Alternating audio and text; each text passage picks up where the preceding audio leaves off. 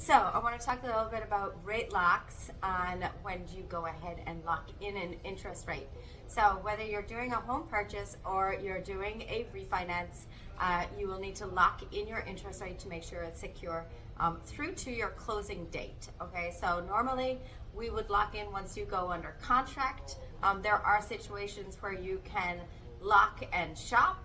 People were doing that more customarily when interest rates were continuing to increase. We're not really seeing that as much now in this current environment. So what happens is once you go into contract, we check and see when your closing date is, and we will lock it in to get you through to that date. One of the reasons you want to make sure that you lock in your rate is so that you protect it in a volatile market. If rates are increasing, it will prevent you from having to take a higher interest rate. It is important that you work with a lender who is able to accommodate you if rates do improve for the better.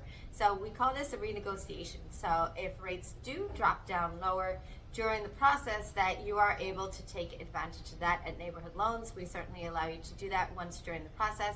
You want to work with a lender that makes sure they keep an eye on the market, such as myself.